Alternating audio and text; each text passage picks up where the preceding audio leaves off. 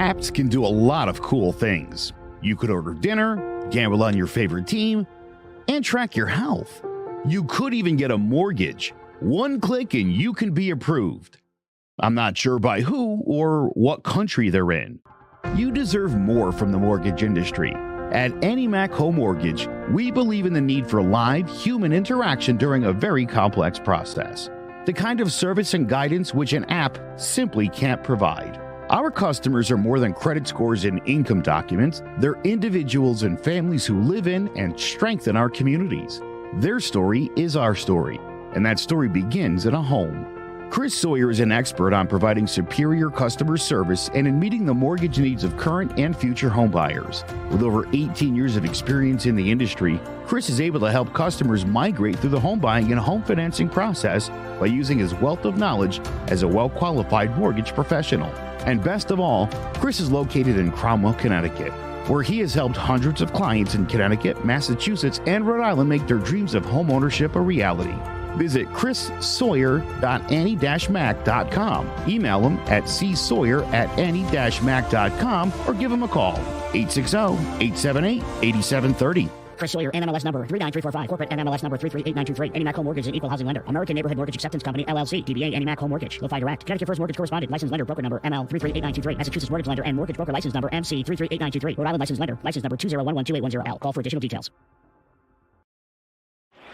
Play action again. More good ball handling from Jones. Room to run. There goes Daniel Jones. Touchdown Giants.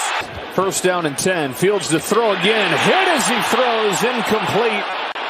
Jones will dump it off for Barkley, who gets away from Morrow. Tries to make it a highlight. Gets a block from Jones. First down. Saquon.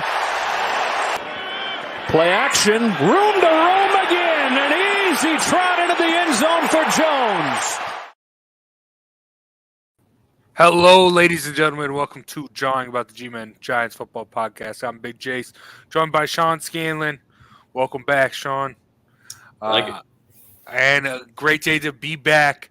Giants now 3-1 again, with a big win against the Bears. Boost them there. Yeah, let's go, Giants. But I on this show last week, my big thing was I wanted to see 3 touchdowns or more. I'll take the 2. I just really want to see this team get in the end zone. The first 3 weeks, the real issue I had was the field goal battles. Yeah, I joked around about that a lot when the Giants were losing, but now they're winning, and I want to see them get in the end zone.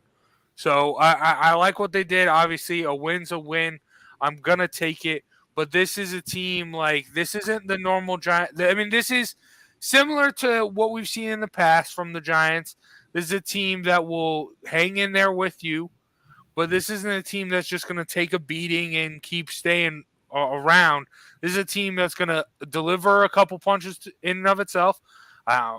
Check out Throwing Jabs. This is why I'm giving you a fight little breakdown here. But, this is a team that will go – they're not necessarily going to knock you out. They're not going to beat you by, like what I want to say, like I wanted to say, like 3 touchdowns, or they're not going to run the score up on you. They're going to keep it close, but you're going to have to withstand them and last them. And the Bears just weren't able to do that. But, Sean, how high are you riding with that with the Giants 3-1 start thus far? Very high. Since we started the show in 2019, we haven't had a winning record. So to be 3-1 after 4 weeks is great. And like you said, they're in these close games. But the biggest thing that separates them this year from the other years is that they're actually closing out these games. Obviously, in week 1 and 2, they pull away late, and then in this game, obviously, they only win by 8, but it was kind of close all game. So that's the biggest thing for me. Obviously, I agree. I would like to see more touchdowns on the offensive side, but at least we scored in the first half this week. We hadn't scored a touchdown in the first half through the first 3 games. So scoring early is definitely important. But I like the fight that this team is bringing. Obviously, I like Coach Dable and his staff. I think that they know exactly what they're doing. Brian Dable just seems like he's bringing it out of the players. Seems like he gets along with them really well. He's got a great personality. So this team is fighting, and especially not just offensively, but defensively. They do have some good players there, but there are also a couple players that have kind of been bouncing around the league. There's a couple rookies that are or late rounders that have been stepping up. So to see this team coming together, winning close games like this is just something we haven't seen in the past. Obviously, like I said, there's so many occasions over the past couple of years where they're right there and we come away saying, if one or two plays go different, we could have won, but we're not looking at it this way so far. So obviously, I know the schedule has been pretty easy to start, but never complain about going 3-1, especially the way it's been looking for the Giants the past 5 or 6 years. So definitely excited for this team right now. I think we're definitely headed in the right direction.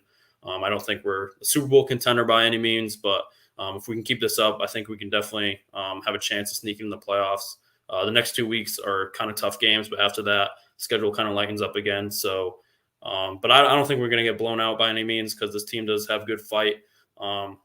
It's going to be tough with the wide receiver situation, and we don't know if Daniel Jones is fully healthy on offense, but his defense brings it every week. I love what Wink Martindale is doing on defense. So definitely excited, and I think that the Giants are definitely headed in the right direction. Yeah, I will say with all the this was the perfect game with Chicago, like with all the wide receiver stuff going down. And I mean, I talked about it last week, them needing to bounce back after a loss, because in the past regimes, in the Joe Judge era, in the Pat Shurmur era, in the Ben McAdoo era, Giants losses come in bunches and bunches. So after getting that first loss in this Dable era, them to bounce back's really big. And I mean, we saw at the end of last year, like the play calling wasn't changing at all. Daniel Jones was throwing like 40 plus times the last couple weeks, and this is what we need to see this week. 31 carries for Saquon Barkley, getting him involved. He had a bunch of big runs, 10 plus yard runs. Just was doing great. And we need to see more of that. And I mean, obviously, Daniel Jones got his 2 touchdowns on the feet as well.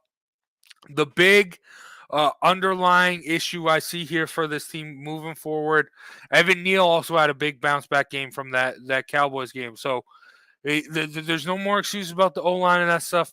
Like the wide receivers, I mean, granted, we aren't seeing – there's something going on between Dable, Galladay, and Tony that I mean, we're hearing snippets and pieces about. We don't know the full story that's going on there. Would they need to like this game shows you don't need to win throwing the football, but that's only against the Bears.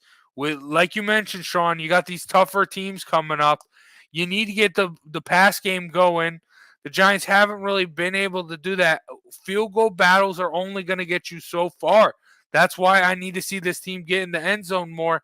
So, I mean, while they're looking great, while they're able to have this little run game going with Daniel Jones and Saquon Barkley, how long do you think that's going to last, Sean? In terms of, winning games like this, I don't know how many games we're going to win doing that, but I think this is just the offense that we're going to see for the rest of the year. I think it's going to sustain because obviously, I mean, we're running with a lot of success. We're almost running for almost 200 yards per game on average. And obviously, Saquon's got a big part to do with that. But Daniel Jones, keeping it with his legs, obviously is a big part of that too. And we have a great O-line in terms of run blocking too. And obviously, we've seen that when we have to drop back a lot, like against the Cowboys, that we do struggle against, pass protection. DeMarcus Lawrence absolutely terrorized Daniel Jones last week.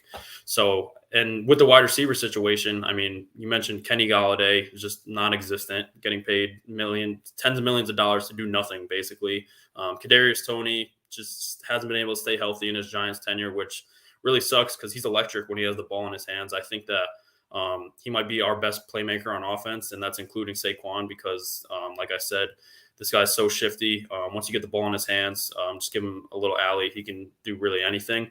And then Wan'Dale Robinson obviously hurt too. So if we can get Robinson and Toney back this week, that'll be huge because Kenny Galladay will be out too. Not like it really matters. But yeah, so I mean, we're looking at like David Sills and Richie James as our wide receivers.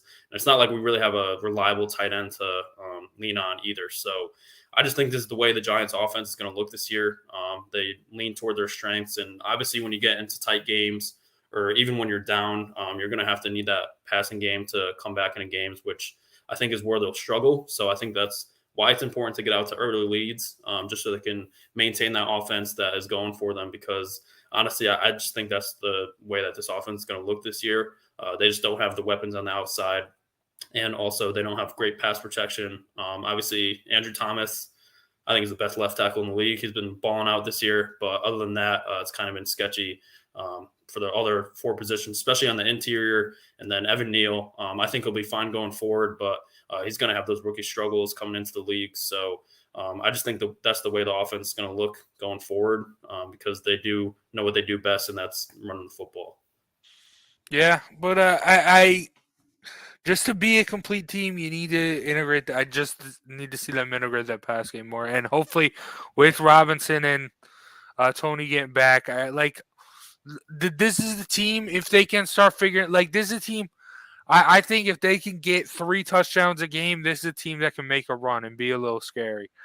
But they need to do that. They need to get in the end zone. But I mean, they're not all on the offense. So the defense has looked great.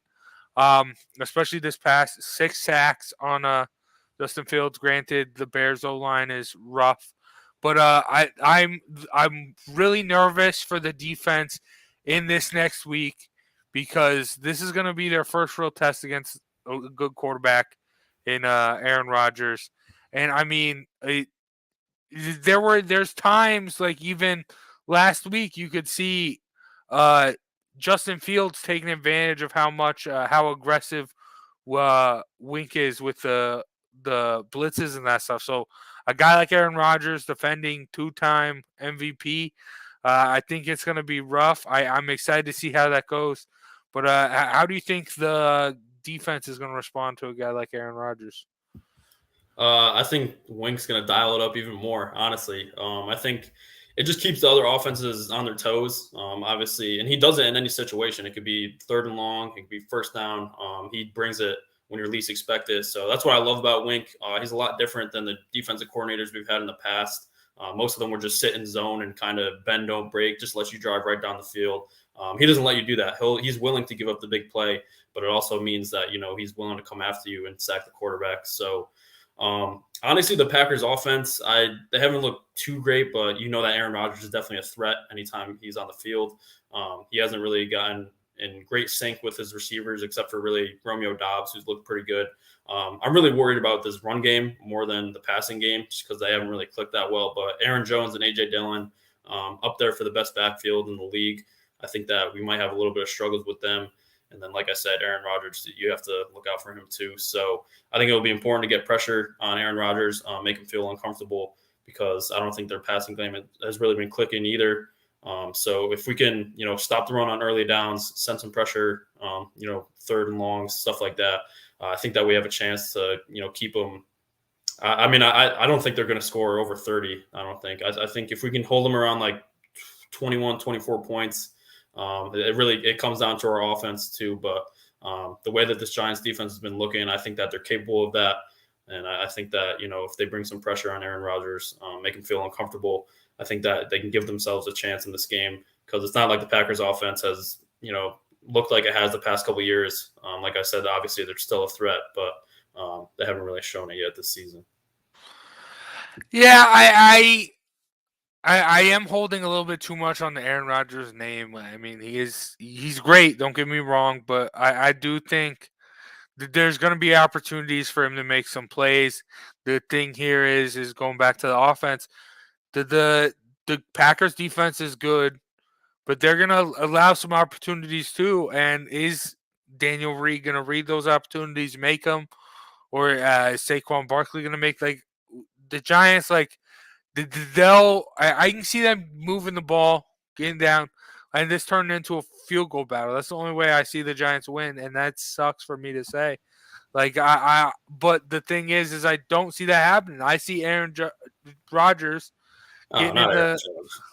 I'm sorry. No, I'm kidding. But no, I see Aaron Rodgers getting in the end zone 2 to 3 times on this Giants defense, just because He's that good. And I hate saying it, but I mean, you know me, I'm going to pick the Giants regardless, but I don't feel good. I feel like I felt going into the Cowboys game. Like, yeah, it feels good, 3-1. Yeah, it felt good, 2-0. But eventually you're going to have to hit reality. And when, granted, the Giants hit reality with Cooper Rush, now you got an actual reigning back-to-back MVP in Aaron Rodgers. Yeah, he's lost some weapons, but I think he's still going to do some stuff. And it is in London, so crazy things might happen. But I don't know. I'm feeling very, very down on the Giants right now. Even though they're 3-1, Sean, I don't know. Come on, Jace. We got a winning record finally. No, but I mean, I agree. It's it's definitely the best quarterback we faced so far. Definitely the best team we faced so far. So our first real challenge that we faced. Obviously, we thought that week 1 with the Titans, but they've looked a little bit better. But they definitely got off to a rocky start. So. Aaron Rodgers, like you said, even him not throwing up crazy numbers this year, you know that he always is that threat. And you mentioned the Packers defense. That's what really worries me in this game. I think the Packers defense is pretty underrated. They have legit playmakers at all 3 levels.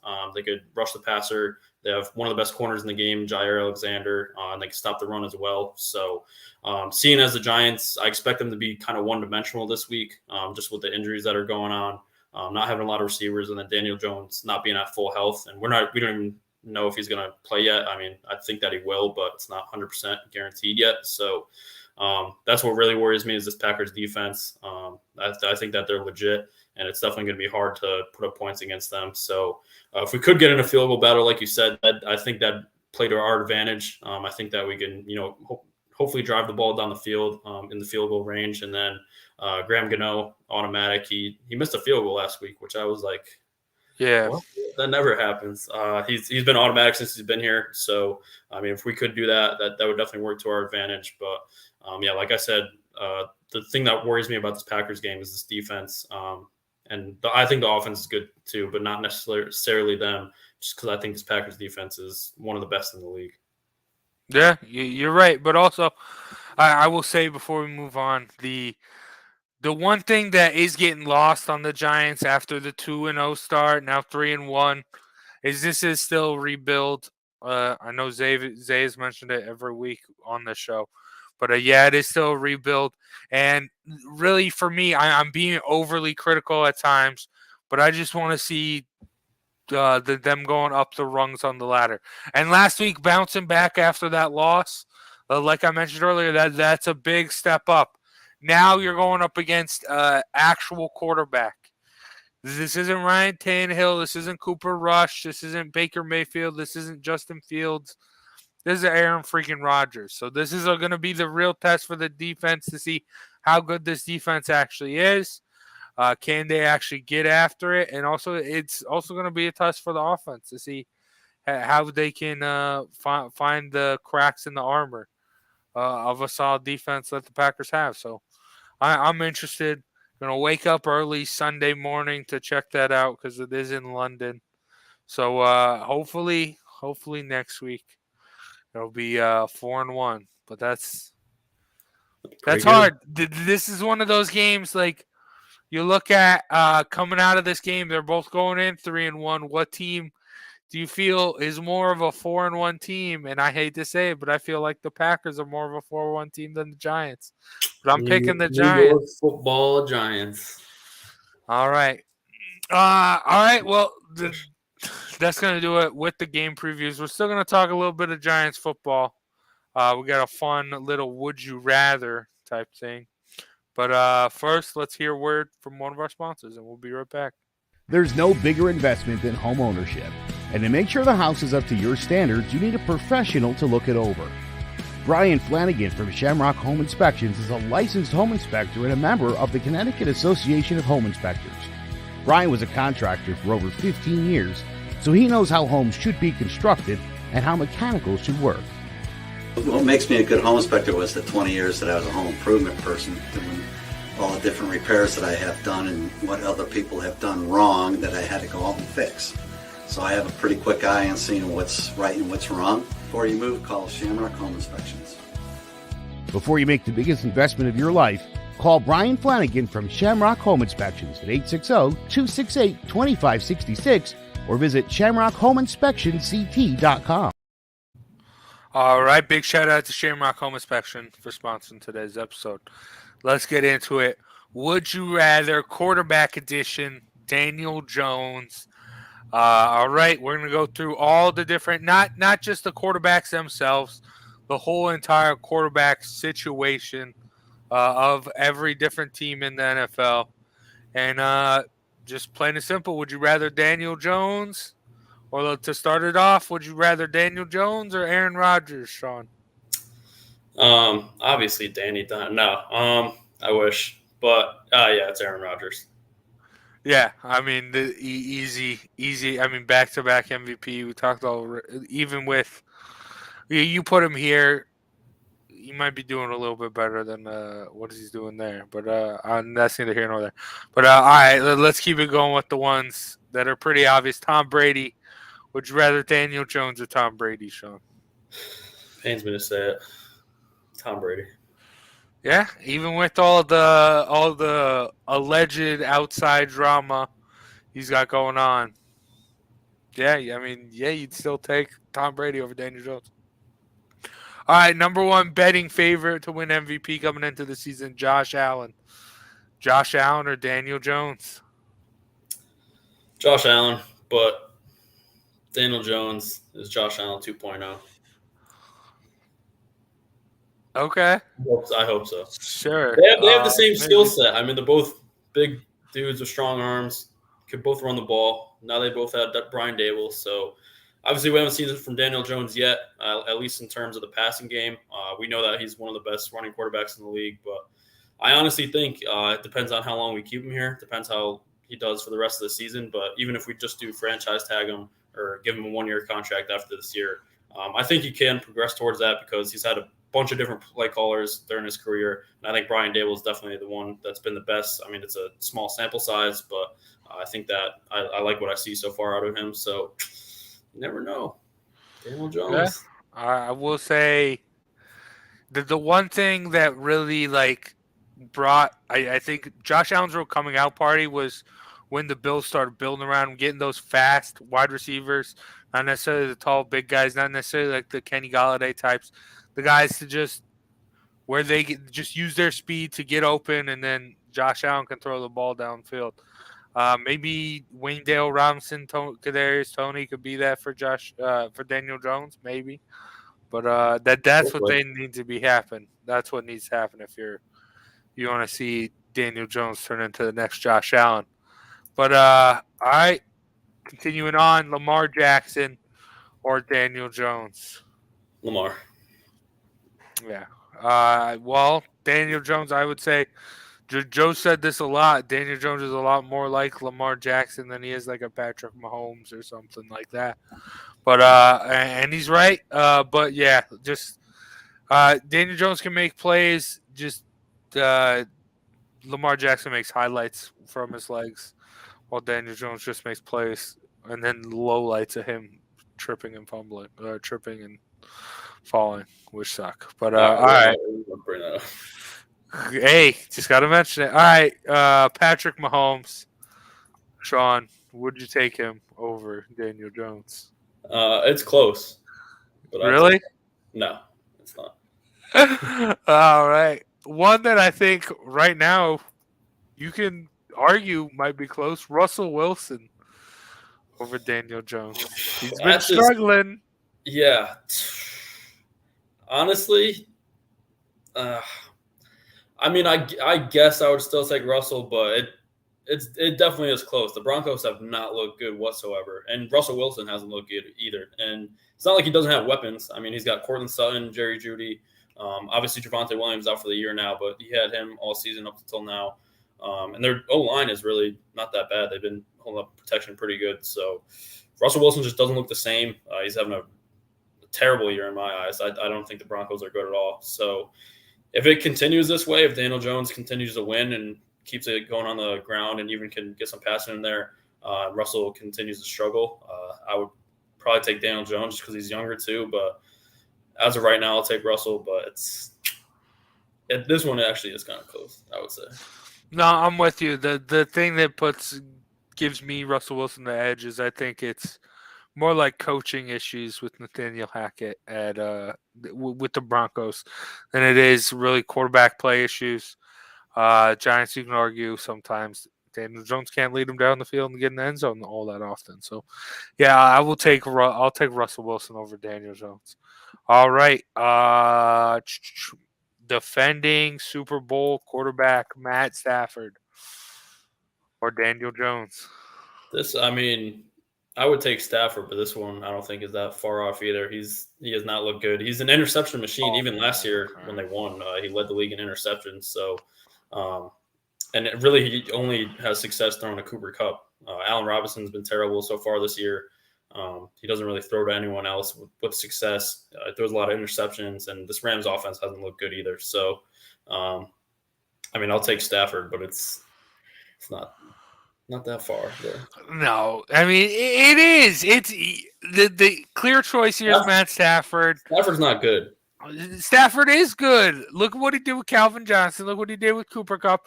Look what he did with Kenny Golladay that made the Giants pay him that much. Matthew Stafford's a good quarterback. Does he force it sometimes? Does he get interceptions? Yeah. A lot of times. But he can also make big plays. So yeah, I'm gonna go Matt Stafford. Well, I will give Daniel Jones his flowers though, because he has definitely fixed that turnover problem. Not turning the ball over, not fumbling as much. So I do like that from him. But all right, the little guy, Kyler Murray or Daniel Jones. I would take Kyler, but Cardinals aren't looking good either. It's been rough.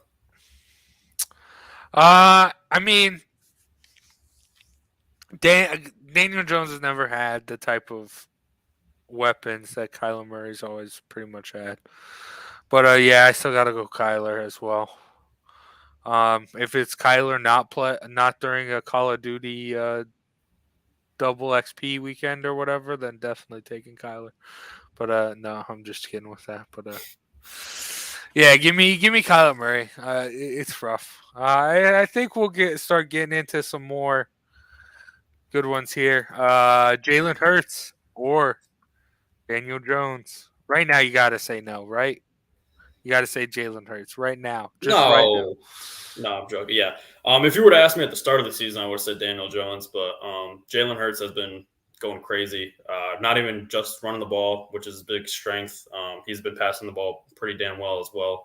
Obviously, it helps when you have A.J. Brown there now, but this Eagles team is legit, and it's because Jalen Hurts has been a great leader, great quarterback so far this year. And the Eagles scare me. I hate to say it. I hate the Eagles so much, but they're pretty damn good this year. So, yeah, I got to go Jalen Hurts. Yeah, it sucks to say, but yeah, a lot of people, he's the front runner for MVP Jalen Hurts. So, and he's led them to 4-0 so far. So, he's obviously doing something right. All right, now Kirk Cousins or Daniel Jones. I will say Daniel Jones might be turning into Kirk Cousins, winless in primetime. Kirk Cousins never performs in primetime. Just saying. Yeah. Not Kirk Cousins. I'll take Kirk Cousins, but it's just because he's so vanilla. He doesn't do anything like splashy or no big plays. He's just good completion percentage, doesn't turn the ball over much. He's just not flashy at all. He just gets the job done, but it's all boring. He's a boring quarterback to watch, but he's efficient. He gets the job done, so I'll take Kirk Cousins. But he is very boring. No, I'm with you. I don't like doing it. Yeah. Very boring. Manages the game very, very well. I think that's something Daniel Jones lacks. He can make a couple of those flashy plays, but when it comes to like managing the game, he struggles sometimes. I know Joe was talking about it a lot last week in that Cowboys game when he huffed the play down the field that turned into the interception. Like, he still had some time. He still could have got a couple more yards, still could have had a drive going there. But instead he tried to look for the big play, which, you can't really hate on him for, but I think in especially a Giants offense, you need more of a game manager type that's going to take care of the ball, do just what he needs to get it done, and not go overboard. And Daniel Jones, I think, goes for a little too much at times. But yeah, so I'm with you. I'll go Kirk Cousins as well. All right, Ryan Tannehill.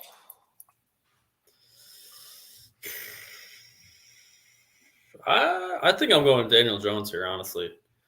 I mean, Tannehill, when he first got to Tennessee, he had those 2 good years. Last year, it kind of fell off. And then this year, I mean, he's kind of just a game manager too, but just not to the level of Kirk Cousins, I think. And, I mean, he's been turning the ball over. The offense really runs through Derrick Henry. It doesn't really rely on him. So, and I think Daniel Jones, what he brings with his legs, just is really what puts him over the top against Tannehill. So, I'll take Daniel Jones in this one. I don't think Tannehill's getting any better anytime soon. I think that Daniel Jones has shown improvements over the course of this year. So it's my first W for Danny Dimes. Let's go. Wow. I'm with you too. I know if Joe were here, he'd probably pick Tannehill because he loves the Titans for some reason. But yeah, I mean, nothing. Daniel Jones, like I said, Ryan Tannehill can manage the game great. Daniel Jones just makes the big plays. And like in an instance like this where you're not managing the game spectacularly, yeah, give me the guy that can make some plays by himself. So yeah, I'm gonna go Daniel Jones over Ryan Tannehill. Now we got Lions, Jared Goff or Daniel Jones. I think this is similar to Jalen Hurts one. If you were asking me before the year, I'd probably take Daniel Jones, but Jared Goff has kind of stepped it up this year and kind of turned it around. The Lions have the best offense in the league. I know that their defense is terrible, so they're on the field a lot because teams score on the Lions quick. But he's showed up this year. He hasn't been turning the ball over, and the Lions offense has been electric. So right now, I got to go Jared Goff. Yeah, I'm with you. I think. Yeah, I'm with you, Jared Goff. Another guy who is a solid game manager. Can figure stuff out, can make some plays down the field. Yeah, I'm gonna go Jared Goff. I mean, I feel like he himself has taken a hit just from the trade last year being so successful for the Rams. But I mean, he's not bad by any means. I mean, look at how different that Lions team was last year when he was injured. So, yeah, Jared Goff. All right, I think this one's going to be an interesting one. Derek Carr or Daniel Jones? I mean, I got to go Derek Carr, but Derek Carr, he's just very average too. It's not like he does anything great. Not like he's terrible. And I thought their offense would be off to a lot better start, especially with him getting back together with Devontae Adams. But it hasn't been really, anything fantastic. Obviously, they get their first win this week after week 4, but I still take him over Daniel Jones. I think that he also doesn't turn the ball over much. He's got the ability to hit big plays, and I think this offense will get better. Obviously, it's a first-year head coach and new offense with Josh McDaniels. So, yeah, I don't think this one's that far either. I think they're kind of close, but I'd still take Derek Carr right now. Yeah, I think like Derek Carr and Russell Wilson, I think are in similar boats. Just coaching problems, like not getting ready early in the season. I think stuff might, if the coach is going to stay around, stuff's going to have to start picking itself up here. And we saw it, things figure themselves out for the Raiders here. But yeah, I'm going to go Daniel Jones just because, Derek Carr, very, very mediocre. He's good for a couple big weeks. But if you're going to give me a couple big weeks, I'd rather take a couple big plays a game because you never know. So I'll take Daniel Jones there for that. But hell yeah, I like that. Okay. I think now we're getting into the fun part here. Baker Mayfield or Daniel Jones? Danny Dimes, easy. Baker Mayfield stinks. He is not good, and it's even funnier after I forgot what. I think it was like GQ magazine when Baker Mayfield did that interview. Talking about the Giants pick and saying that they took Daniel Jones too high, and then they go out and beat the Panthers this year. Baker Mayfield has looked awful. It's not like he doesn't have weapons either. He's just not a good quarterback, and I love to see it because I hate Baker Mayfield. So, definitely take Danny Dimes over Baker right now. Yeah, I'm with you, Daniel Jones. Granted, I think if Baker stayed in Cleveland and wasn't traded away, this would be. I think it'd be more of a back and forth here. I think you can make more of an argument for Baker, but him just going down to the porta potty that is the Carolina Panthers. I think that really sealed his fate up here. But yeah, all right, Daniel Jones it is against Baker Mayfield. All right, staying in the NFC East, Carson Wentz or Daniel Jones. Ooh. I'd probably go Daniel Jones, honestly. Carson Wentz is just way too inconsistent. Even like the first 2 weeks compared to the next 2 weeks for the Commanders, first 2 weeks their offense looked great. Carson Wentz was slinging it downfield, but even in those games, he just takes sacks that are just when he's staying in the pocket way too long, forces way too many errant throws and gets a lot of turnovers, fumbles the ball a lot. So I think Carson Wentz is slowly turned into what Daniel Jones was like his first 2 years. They're kind of doing a reverse, I think. Carson Wentz is just way too inconsistent. You never know what you're going to get from him. He's a wild card to say the least. So at this point, I think that I'm taking Danny Jones over Carson Wentz.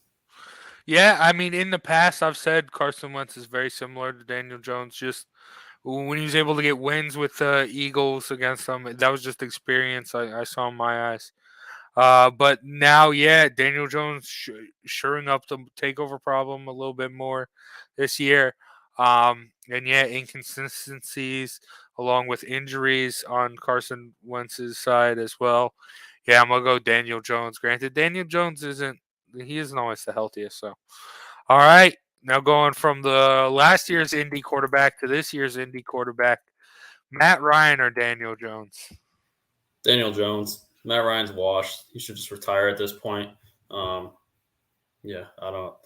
He had a great career. I think after 28-3, it kind of broke him in half. I don't think that he's ever been the same since. And the Colts' strategic plan of just bringing in a new quarterback every year just doesn't work. I mean, they have to go draft a quarterback. You can't just keep rolling out 35-year-old quarterbacks that have failed with their previous teams and think that it's going to work. So Matt Ryan, and he's been a turnover machine this year too. So I think that, as at this point, I'm taking Daniel Jones over Matt Ryan. Yeah, I don't think a lot of people really, when they talk about Matt Ryan, they just talk about him falling off.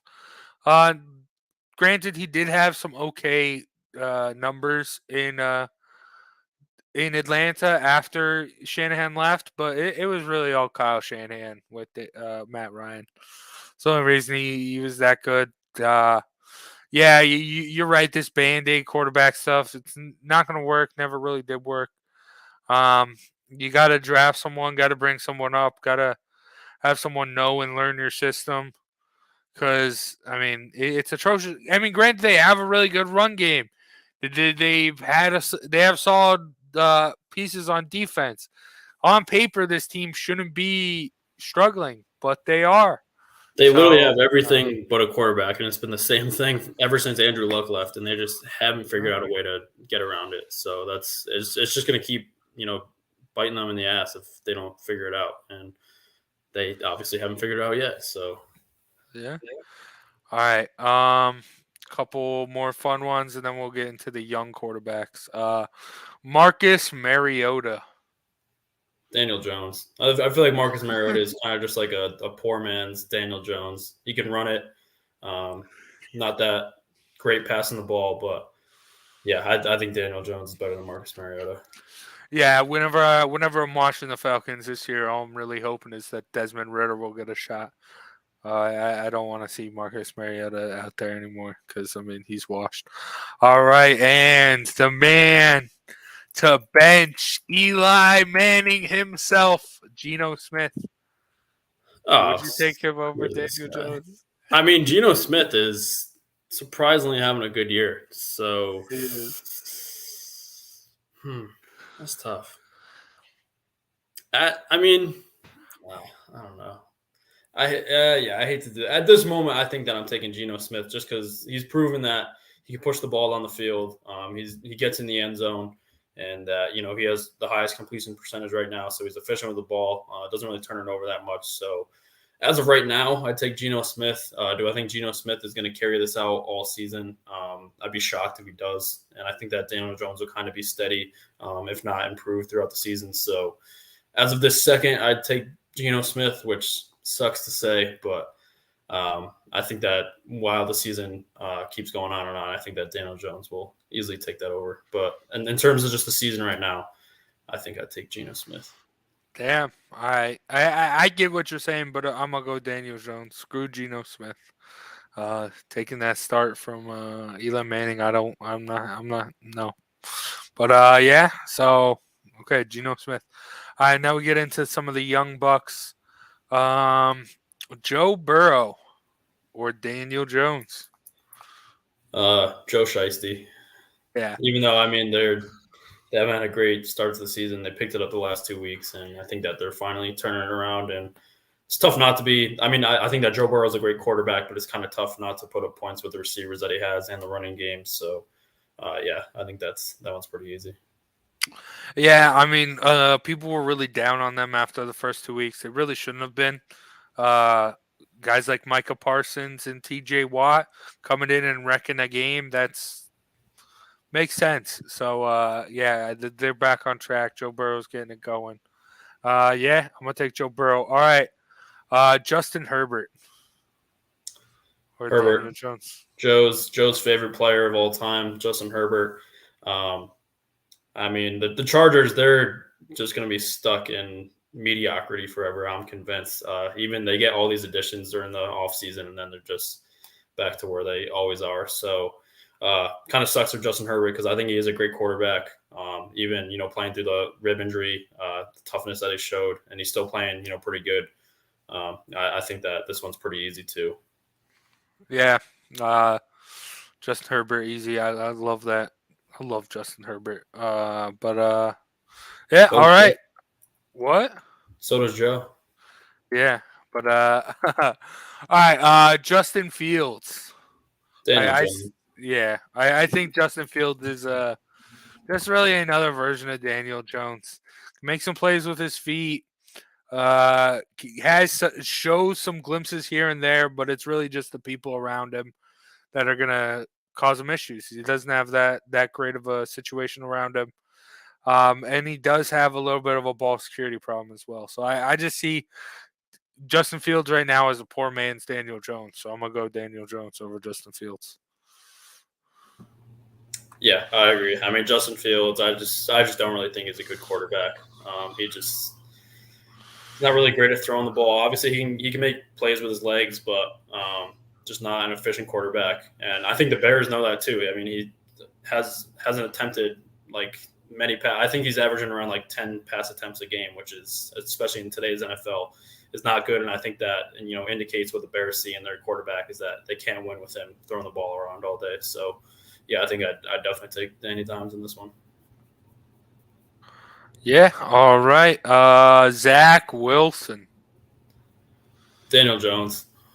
I mean, Zach Wilson, I think he's got potential. I mean, he's got a cannon of an arm, and I think that Jets offense is on the rise, but he definitely just has not shown enough yet to be able to put him in front of Daniel Jones. Danny Dimes is still the king of New York, Zach. So nice try, buddy. Hey, I'm with you. I'll take Daniel Jones here, but I will say that game-winning drive there at the end last week, and then he hits the gritty. That's pretty cool. That takes points off for me. Come on. The gritty, you like it? I like the gritty. You got to know how to do it, especially when you see him, Kirk Cousins doing it. It's like, I'm out. Hey, at least it wasn't Mac Jones doing it. Speaking of Mac Jones or Daniel Jones? I'm going Daniel Jones.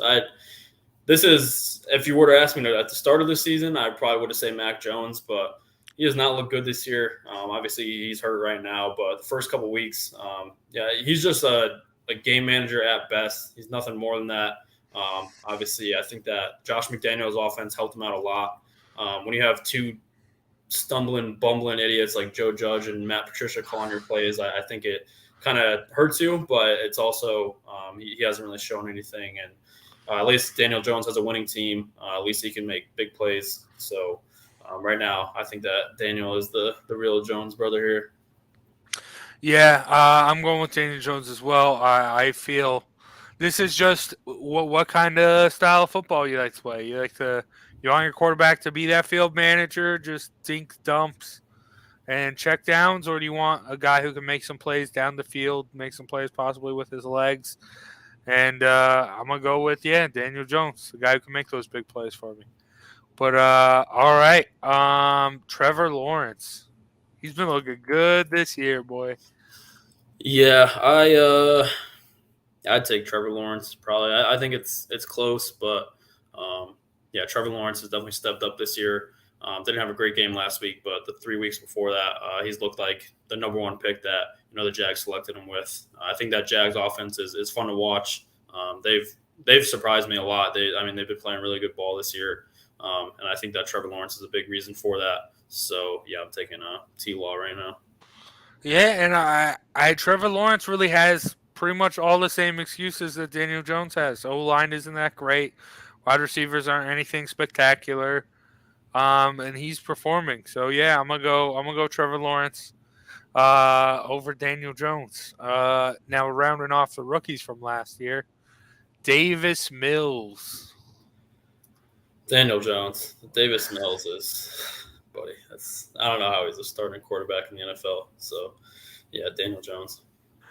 Yeah, it's crazy, but I mean, hey, they're doing better than a lot of people expect them to. I will give them that. But so are the Giants. So I'm gonna go Daniel Jones. What? Because they got a tie? Is that why? Yeah, pretty much. Yeah. But all right. All right. Now we got the scenarios, multiple QB stuff. All right. Would you rather Daniel Jones or Tua and Teddy Bridgewater? Tua and Teddy Bridgewater, probably. I think that Tua was off to a hot start. Obviously, we don't know what's going to happen with him, especially the scariest thing with the concussion protocol. But even after that, Teddy Bridgewater is a veteran who has played in this league for a long time, had a lot of starts in this league. I think he's like a quality backup for sure. So I think the Dolphins' situation is a little bit better. See, but this is weird. Like, when does it? Is their QB situation really that much better, or is the rest of their team situation better? Because having those studs you can throw the football to.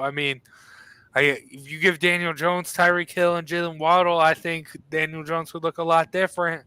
But I out of respect for the numbers Tua has put up this season, I'm gonna go Tua and Teddy Bridgewater though. But I do think it's a lot closer than a lot of people will think. Yeah, that definitely plays a part in it, but you can't deny that they have great playmakers, and that's just what they're working with. So, I think the Dolphins are in a better spot. Yeah, but all right, rounding off the NFC East, Dak Prescott and Cooper Rush or Daniel Jones. It's the Cowboys. If you can just take out Dak Prescott, and it'd still be. Cooper Rush. He's not great, but he's 4-0. He gets the job done. He makes plays when he needs to. Doesn't make big mistakes. So, I think it'll be funny when Dak comes back, because I know if they start losing game, Cowboys fans are gonna start losing their minds because they're delusional idiots. So, I think it's gonna be a funny scenario when he comes back. But I think that this one's pretty easy, honestly. Well, I don't necessarily think they are delusional idiots. They just listen to Jerry Jones. As soon as it was announced Cooper Rush was going to be the starter, he's like, oh, we have a QB controversy. No, you don't. It's going to be Dak Prescott. But right now, if it were just Cooper Rush against Daniel Jones, I might go Cooper Rush over Daniel Jones. But my issue with Dak Prescott's pushing him down here, is CeeDee Lamb's your playmaker. Find a way to get him the football. You like getting it to Amari Cooper. Yeah, he's gone now. You got to figure out a way to get it to CeeDee Lamb, because he's your big playmaker. There's a reason the Cowboys gave him 88. That's a big deal. So find them, get them the football. That's the only knock I have with Dak. So I'm going to go Daniel Jones over both of them. All right. Now we got Kenny Pickett and Mitch Trubisky. Danny Dimes. This one is easy. That is an ugly quarterback room. Not good. Mitch Trubisky is so bad. I don't know how he got another starting job, honestly. And Kenny Pickett, obviously he only played like a half so far. And I know all the interceptions weren't all his fault, but still 3 interceptions in his first appearance. I think Kenny Pickett down the line might, be a good quarterback, but as of right now, you have to go Daniel Jones. Yeah, I honestly, Mitch Trubisky is what he is. I honestly see the ceiling for Kenny Pickett being like a Daniel Jones, being where I see Daniel Jones' ceiling being, I guess. Not necessarily being able to make big plays when you need to, not necessarily always needing to, being able to make those plays when you need to, but most of the time just really getting the offense involved, making sure game managing for a lot of the game. So that's where I see it. But right now, I'm just going to go with something that has more experience and go Daniel Jones. But I do think Kenny Pickett can turn into something here. But only time will tell with that. All right, only a couple more. Jimmy G, and Trey Lance or Daniel Jones. I'd honestly go Daniel Jones. The team around Jimmy G and Trey Lance with the Niners, they have one of the best rosters in the NFL. But I think if you put any top 10 to 15 quarterback in there, I think that they probably would have won a Super Bowl in the past couple of years because this roster is, like I said, loaded, not just on offense, but defense too. So I think the situation around him definitely helps. Jimmy G kind of just has to, just do everything right and make sure that he doesn't make, dumb mistakes, which obviously he has in the past. And Trey Lance is unproven. So Jimmy G is just the definition of mid. He's just a mid quarterback. So I think that I would take Daniel Jones over those two. All right. I don't know. I'm going to go Jimmy G and Trey Lance over Daniel Jones. I'm going to do it. You talk about Jimmy G being mid, being just mediocre, but Daniel Jones hasn't been, his ceiling thus far in the league has been mediocrity. Let's be honest here. Besides that one game in Tampa, his first game, that was really the ceiling. He's played great, nothing too spectacular. So, yeah, I'm going to go Jimmy G, just all-around game manager just to get it done for me. And plus Trey Lance being the sneaky little explosive guy when healthy. I like the way they had it last year. The only real thing that would make me go Daniel Jones is if, just the situational wise, how effed up that situation is, how they don't really want Jimmy G there. They want Trey Lance, but unfortunately Trey Lance got hurt. It's a lot of soap opera-ness going on there. So that's the only issue there. But as far as just gameplay wise, I think I'd take Jimmy G and Trey Lance over. It sucks to say, but over Daniel Jones. All right, last two. Jameis Winston, Andy Dalton, Taysom Hill, or Daniel Jones. I'd probably go Daniel Jones. I love my man Jameis. He is a crack up. He's hilarious. But Andy Dalton, there's a reason why he's a backup. He's just kind of been meddling through his career. Nothing great. And then Jameis, kind of just a turnover machine. He kind of fixed it a little bit last year before he got hurt, but this year he's been right back to it before he got hurt again. And Taysom Hill, he's not even a quarterback. He's like a tight end, running back, H-back, whatever you want to call him, that can somehow throw the ball. But, yeah, this Saints offense does not look good, and it's not like they don't have playmakers. Obviously, Alvin Kamara, Chris Olave, Michael Thomas, and they just haven't been able to get the job done. So, as of right now, I think that I would take Danny Dimes. Yeah, they got a mess there. This is the shambles that Sean Payton has left. That they haven't really. I hope for all Saints fans, I hope that they don't go the whole Colts route and just keep trying to throw stuff at the wall to try and make it fit, and just like, okay, figure everything out, go full rebuild mode, because I think they might need to do that. Possibly give up Count Kamara, Michael Thomas, get some draft picks, fully rebuild, because I don't think either one of these guys is going to be anything special for you. But all right, ending off the would you rather discussion: Daniel Jones or Deshaun Watson and Jacoby Brissett? Oh God. I mean, it's Deshaun Watson, Jacoby Brissett.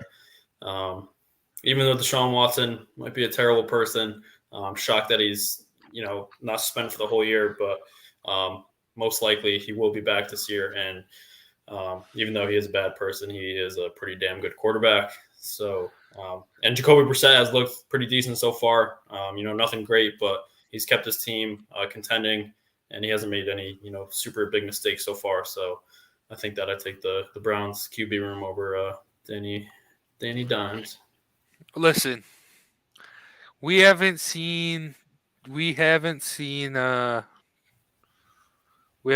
he looks like. We haven't seen what Deshaun Watson has done. We don't know what kind of quarterback he is from 2 years ago.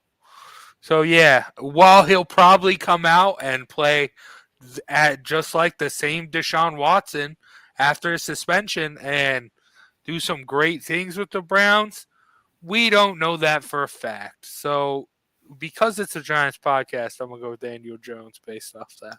I like it. But it's the unknown. You never know. You never know, man. You never know. But all right. One thing we do got to know, though. Well, that's going to do it for Around the League. Very, very fun there. We might do this again, maybe running backs, see where. No, Saquon's number one, so you don't even have to do it. Maybe. I don't know. The whole situations, though, I don't know. But all right. Let's end the show like we always do. Let's get into. See if I can pull it up here. Boom. Best bets. As you can see, Zay. Oh, did not pop up. There we go. As you can see, Zay's in the lead there, 2-0. He's already made his pick. Cardinals +5, hosting the Eagles. I think that's kind of a SpongeBob Square pick, but that's neither here nor there. The Eagles are in. This is a letdown spot for the Eagles, I think. But I don't know. But what's your best bet, Sean? My best bet is going to be Titans -2.5 versus the Commanders. I think even though it's early on, I think these are two teams headed in different directions. Obviously, Titans got off to a slow start, losing to the best team in the league and the Giants, and then getting blown out by the Bills. But they've stepped it up after that. Derrick Henry, I think, is going to be a problem for this Commanders defense. And for the Commanders side, I don't think they're going to be able to stop them. And then for their offense, they were scoring a lot of points through the first 2 weeks. And then after that, they've been struggling a lot, not even reaching double digits. They scored 10 last week, but the week before that, not scoring double digits either. So I think these are two teams, like I said, going two different ways. And I think that the Titans will definitely win this game by at least a field goal. Yeah, that game scares me because I honestly don't know. Like you said, this is two teams going two different ways, but this is also two teams that are similar. Two teams that kind of really underperformed thus far this season. I don't know. That's a tough one, but I like it. I think the Titans can win that one on the road. But all right, my best bet. It's gonna be. You know what? F the Cowboys. I'm gonna go Rams -5.5 versus the Cowboys. Bounce back game from against the Niners. Get a dub. Cooper Rush can get his first loss, and all will be right in the world. I mean, McVay has struggled with Shanahan as is in the past, so that loss made sense. I think just completely on coaching. Don't worry about the quarterbacks, just completely on coaching. I think Sean McVay is a better coach than Mike McCarthy for more than 5.5 points. I think that's at least a touchdown there. So yeah, give me the Rams minus 5.5 versus the Cowboys, and I'll have to hit up Joe and figure out what he wants for his best bet. But that's what we got. So Cardinals +5 against the Eagles, Rams minus 5.5 against the Cowboys, and Titans minus 2.5 at the Commanders. It's all very on brand for a Giants show. Just going against all the NFC East. Yeah. Oh yeah. Yeah. Who knows? Maybe parlay all that together, because last week it would have hit, right? Yeah. Last week, Joe, myself, and Zay got wins. So parlay would have hit. So maybe that's the parlay. Cardinals, Rams, and Titans. Yeah, who knows? But all right. I think that's gonna do it for today. Thanks for joining me today, Sean. Hopefully we'll be back with everyone next time. Zay and Joe. Joe had to teach. Zay had to work the Rangers game or something. I don't know. He's got a lot going on. But big shout out to them. Big shout out to Clovercrest Media for sponsoring today's episode. Make sure you check out clovercrestmedia.com for a bunch of other great podcasts and more information on this one as well. Also, big shout out to Annie Mac Home Mortgage and Shamrock Home Inspection for sponsoring today's episode. For myself, Big Jace, and Sean Scanlon, this is John about the G-Men, and we'll see you next week to talk more Giants football. Peace out. Play action again. More good ball handling from Jones. Room to run. There goes Daniel Jones. Touchdown, Giants. First down and 10. Fields to throw again. Hit as he throws. Incomplete. And Jones will dump it off for Barkley, who gets away from Morrow. Tries to make it a highlight. Gets a block from Jones. First down. Saquon. Play action. Room to roam again. An easy trot into the end zone for Jones.